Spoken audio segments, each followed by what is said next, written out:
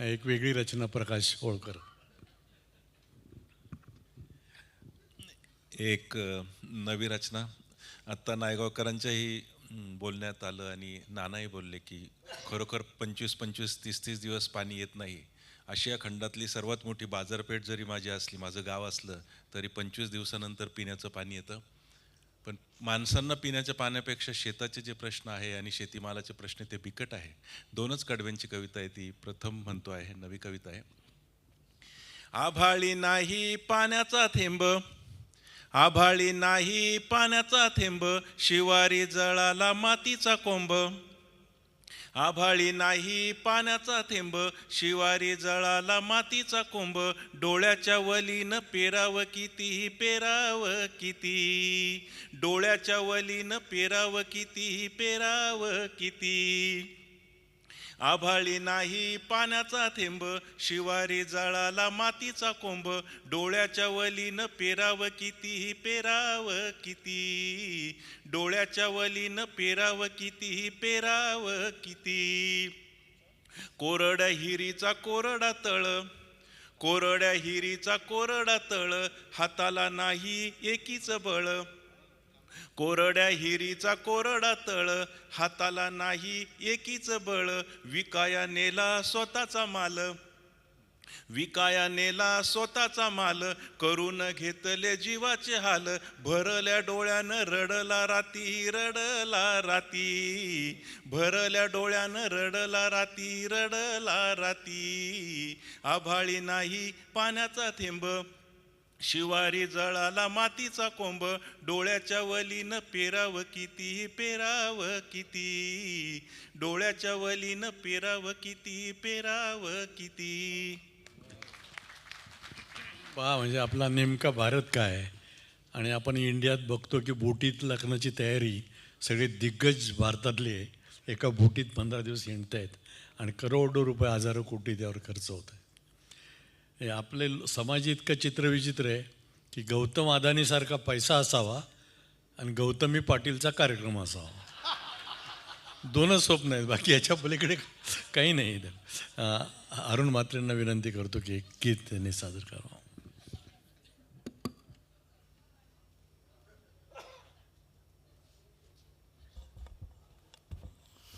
आपली कविता यायच्या अगोदर आतले उल्लेख असले की जरा दडपणच येत आहे. असो, तुम्ही खूप छान ऐकताय, त्याच्याबद्दल मला सुरुवातीलाच तुमचं अभिनंदन करायचं आहे. खरं तर कार्यक्रमाचं असं असतं की मगाशी नायगावकर म्हणाले की एका कार्यक्रमानंतर दुसऱ्या कार्यक्रमाला लोक थांबत नाहीत फार. आमचं नायगावकरांचं नेहमीचं वाक्य असतं की इतक्या रात्री इथं एवढी सगळी माणसं कविता ऐकायला बसलीत याची मोठी गंमतच वाटते. मी कार्यक्रम का करतो, कारण घरी माझं कोणीच ऐकत नाही, अशी त्यांची एक सुरुवात असते. त्याची आज मला आठवण झाली. पण खूप छान आहे का, एकदा तुमच्यासाठी जोरदार टाळ्या होऊ द्या. थोडंसं मला काय वाटतं की दाद देणं जे आहे ना, ते आता मराठी असल्यामुळे असं कमी आहे. असं थोडंसं क्या बात है, वा, टाळ्या असं मध्ये मध्ये येताना थोडं कमी वाटते मला, म्हणून मी तुम्हाला सांगतो एकदा जोरदार टाळ्या होऊ द्या. आणि दुसरं मात्र हे पण सांगतो मी की एकदा पाडगावकर मला म्हणाले होते, त्यांचा कार्यक्रम आणि टाळ्या वाजत नव्हत्या, मराठी माणूस होता तिकडे. तर मी म्हटलं, सर मला फार वाईट वाटतं की लोक टाळ्या वाजवत नाहीत, दाद देत नाहीत. तर ते म्हणले, अरुण असं तू नर्वस होऊ नकोस. खरं तर टाळ्या वाजवत नाहीत, पण त्यांच्या चेहऱ्याकडे बघितलं तर तुझ्या लक्षात येईल, त्यांची दाद सगळी त्यांच्या चेहऱ्यावर आहे, डोळ्यात आहे, त्याच्यामुळे ते टाळ्या वाजवत नाहीत. आणि दुसरं त्यांनी मला एक फार सुंदर रूपक सांगितलं. ते म्हणले की भवरा खूप वेगानं फिरायला लागला की त्याचे रंग दिसत नाहीत, पण ते रंग तिथे असतातच वगैरे. तेव्हा तुमचे रंग आहेत असं मी गृहीत धरतो आणि सुरुवात करतो. एक उत्तम माझी आवडती गझल आहे, ती तुमच्यासाठी सादर करतो, दादांसाठी सादर करतो. एक शेर आहे फार कि अब इत्र भी मलो तो मोहब्बत की बू नहीं आती. अब इत्र भी मलो तो मोहब्बत की बू नहीं आती. वो दिन हवा हुए जब पसीना गुलाब था. वो दिन हवा हुए जब पसीना गुलाब था. आता खरं तर नॉर्मली गझलचा एखादा शेर झाला की उर्दूमध्ये फारच जशी दाद येते आणि त्याच्यामुळे आम्ही असं दाद येण्याची वाट बघत असतो. उर्दूमध्ये एकदम उलटच असतं ना. उर्दूमध्ये क्या बात आहे असं तुमचं मै म्हटलं तरी क्या बात आहे असं म्हणतात. तर आणि पुण्यामध्ये तुम्हाला माहिती आहे ना की दाद देणं फार कमी असतं. म्हणजे आज पुण्यातले लोक येऊन बसलेत की असंच मला वाटतं मगापासून. कारण पुण्यात शेजारच्याला विचारतात दाद द्यायची का म्हणून. तर मी तुमच्यावर आता सोपवतो आणि ही गझल सादर करतो. गझल अशी आहे, चुपके चुपके रात दिन आंसू बहाना याद आहे. ही जी गझल मी अनेक वर्ष ऐकत होतो त्याच्यावरून मला ही सुचलेली गझल आहे. मी असं मनात म्हणायचो की काय गुलाम अलीचं सगळं आपण ऐकतो आणि सगळी जी दाद देतो, पण ते काय आपलं नाही. दोपहर के धूप में मेरे बुलाने के लिए वो तेरा कूचे पे नंगे पावाना याद आहे, हे सगळं तिकडच आहे ना, आपलं नाही त्याच्यात काय. मी म्हटलं की आपण पण प्रेम केलं आहे, आपली पण शाळा होती, आपलं पण गाव होतं, त्याच्याबद्दल कोण लिहिणार, कधी लिहिणार. म्हणून मग मी ही कविता लिहिली. कविता अशी आहे, ते दिवस आता कुठे जेव्हा फुले बोलायची. पूर्वी शाळेत जाताना असं सगळ्या झाडांना हात लावून जायचो ना आपण, सगळ्या झाडांना हात लावत आपण शाळेत जायचो, त्याची आठवण आहे. ते दिवस आता कुठे जेव्हा फुले बोलायची, दूर ती गेली तरी सावली भेटायची. ते दिवस आता कुठे. तर पहिली ओळ आहे ती शाळेतली ओळ आहे आणि दुसरी ओळ आहे ती कॉलेजमधली ओळ आहे. ते तुमच्या लक्षात आलं असेल.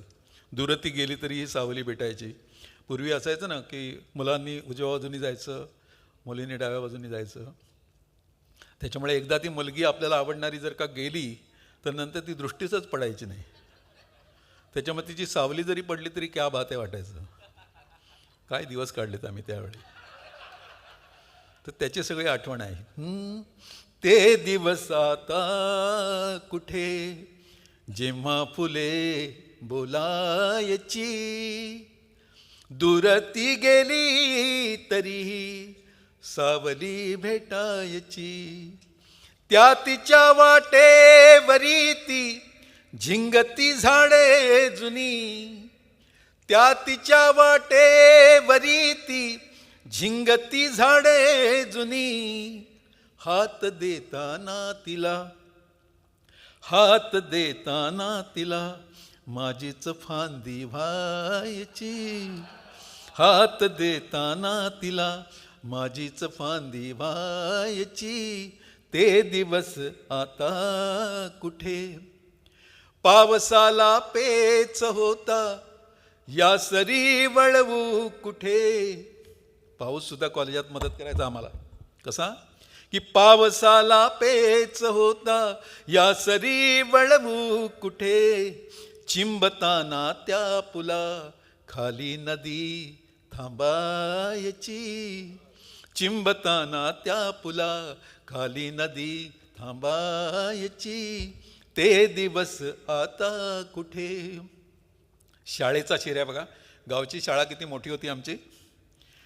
वर निळी कवले नभाची डोंगराची भिंत ती. वर निळी कवले नभाची डोंगराची भिंत ती. ते नदी काठी भटकणे, ते नदी काठी भटकणे हीच शाळा व्हायची. ते नदी काठी भटकणे हीच शाळा व्हायची. ते दिवस आता कुठे. तुमचा असा वावा यायला लागला थोडा थोडा, तर जीवात जीव यायला लागला माझ्या. थोडा रिवर्ब द्या सर, बारीक थोडा रिवर्ब. हां. वागणे होते असे की कागदी नावा जशा. अंगण नावाची गोष्ट आपल्या आयुष्यातून गेली. हे फ्लॅट सिस्टीम आली आणि तर अंगणाची आठवण काय येते मला. वागणे होते असे की कागदी नावा जशा. अंगणातून धावताना, अंगणातून धावताना काचही मऊवायची. अंगणातून धावताना काचही मऊवायची. ते दिवस आता कुठे. मी जरी नाही म्हणालो पावले वळती तिथे.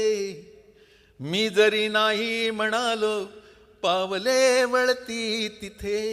ही सगळ्या तरुण मुलांचा हा शेर आहे. साधारणतः कॉलेजमधून आले ना की घरात येतात आणि ताबडतोब बाहेर पडतात. कारण काहीतरी SMS आलेला असतो ना, आणि घरातली लोक वैतागतात ना, हे कार्टे कुठे उन्हात मरायला कुठे चाललास आता वगैरे. पण त्याला उन्हाचं काही भय नसतं. कारण काय, मी जरी नाही म्हणालो पावले वळती तिचे, भर उन्हाला चांदण्याचा लेपती समजायची, भर उन्हाला चांदण्याचा लेपती समजायची, ते दिवस आता कुठे. एक आजीच्या आठवणीचा, आईच्या आठवणीचा शेर आहे. सगळ्यांच्या आज्या अशा सुरकुतलेल्या हातांच्या जेव्हा असतात ना, आणि त्या सरकुतलेल्या हाताने असं थरथरणारा कप आपल्या हातात देतात चहाचा किंवा काही, तेव्हा ते जे प्रेम आपल्याला मिळतं तसं प्रेम आपल्याला नंतर कधी मिळत नाही.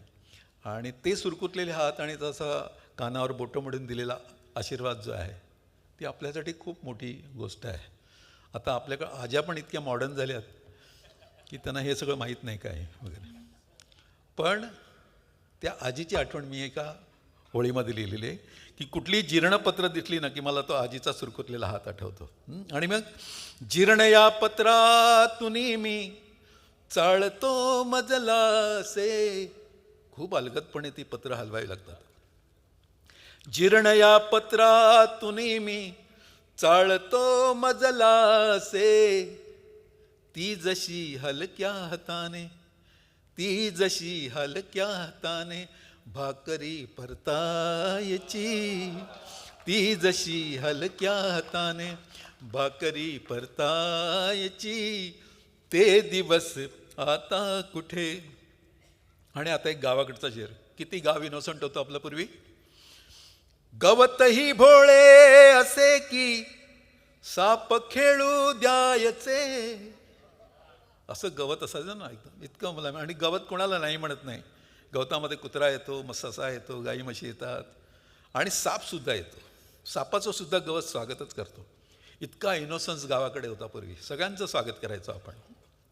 आणि काय होतं मग सापाचं पुढे, गवतही भोळे असे की साप खेळू द्यायचे, सोडताना गाव त्यांची, सोडताना गाव त्यांची कात हिरवी व्हायची, सोडताना गाव त्यांची कात हिरवी व्हायची, ते दिवस आता कुठे जेव्हा फुले बोलायची. आणि आता शेवटचा शेर आपला मराठी माणसांविषयीचा शेर आहे. सगळं गरिबीत आपण शिक्षण घेतलं. गावी म्हणजे आता जी 40ची 50ची पुढची माणसं आहेत त्या सगळ्यांना माहिती आहेत ही सेकंड हँड पुस्तकं. इकडे मधू नावाचा एक हे होता दुकानदार माटुंग्याला, सेकंड हँड पुस्तकं मिळायची. तर ती पुस्तकं, मोठ्या भावाची पुस्तकं, मोठ्या भावाचे कपडे, मोठ्या भावाची चपला, छत्री. म्हणजे छत्री अशी बदललेली आपण की कधी छत्रीचा दांडा बदललेला आहे तर कधी छत्रीचं कापड बदललेलं आहे. दरवर्षी आपलं तेच. पण त्या सगळ्या गरिबीमध्ये सुद्धा एक वेगळी श्रीमंती काहीतरी होती, एक वेगळाच आनंद होता. अलीकडच्या मुलांना त्यांची शाळा किती आवडेल मला माहीत नाही, पण आपण जर का शाळेचा विषय काढला तर आपले सगळे जुने शिक्षक, जुने ते वर्ग, ती शाळा, ते सगळं आठवतं. अजूनही आपण जुने सर भेटले की पहिलं त्यांच्या पायाला हात लावतो. इतका एक सगळा आदर आणि प्रेम सगळं आहे. आणि त्याच्यामुळे ती आठवण आली गावाकडची की मला ते सगळं आठवतं. आणि आमच्या वेळी तर तो सिलेबससुद्धा एवढा गरिबीचा होता पूर्वी. हो, ते एका गावात एक गरीब शेतकरी राहत होता, एका गावात एक दरिद्री ब्राह्मण राहत होता. म्हणजे काय सिलेबस मराठीचा आहे का गरिबीचा आहे तेच कळायचं नाही. एवढी गरिबी आम्हाला शिकवलेली आहे. आमच्या नायगावकर म्हणतात की उद्योगपतीबद्दल सुद्धा आपल्याकडे असंच बोलतात, एका गावात एक गरीब उद्योगपती राहत होता. पण त्या गरिबीत खूप आनंद होता. आणि काय आनंद होता जो आपण आता सगळे अनुभवतो आहोत. म्हणजे या कार्यक्रमाला आल्यावर सगळ्यात मोठं मग प्रसाद खांडेकर मला सांगत होता की इतके छान सगळे ऐकतात आणि इतकं प्रेम करतात सगळे लोक. त्याचं कारण मराठीवर आपलं प्रेम आहे आणि सगळ्यात जुन्या गोष्टींवर आपलं प्रेम आहे. आणि त्याच्यामुळे संस्कृती जपण्याचं काम जे हे URL फाउंडेशन करतं आहे त्याच्या आपण सगळे भाग आहात. त्याच्यामुळे हा जो एक आनंद आहे तो आनंद काय आहे तो तुम्हाला सांगतो माझ्या शब्दात की फाटके होते खिसे अन नोटही नव्हती खरी, फाटके होते खिसे अन नोटही नव्हती खरी, फाटके होते खिसे अन नोटही नव्हती खरी, पण उगवत्या चांदण्यावर, पण उगवत्या चांदण्यावर मालकी वाटायची, पण उगवत्या चांदण्यावर मालकी वाटायची, दूर ती गेली तरीही सावली भेटायची, ते दिवस आता कुठे जेव्हा फुले बोलायची. खरं ती कविता जेव्हा जेव्हा ऐकतो तेव्हा अनेक लोक खूप आवडतात त्यांना कविता, आणि रसिकता एवढी आपल्याकडे वाढली आहे. तर परवा एक माणूस भेटला, तो म्हणाला, म्हात्रे काय तुम्ही सुंदर लिहिले, तुम्ही फक्त एक शब्द बदला तुमच्या गझलेमध्ये. म्हटलं कुठला? ते तुम्ही सावली लिहिले ना, तिकडे सावल्या लिहा. मी म्हटलं तुमचा बारदाना जरा मोठा दिसतोय. तर अशी रसिकता आहे. तुमच्या सगळ्यांना सलाम करतो आणि थांबतो. धन्यवाद अरुण.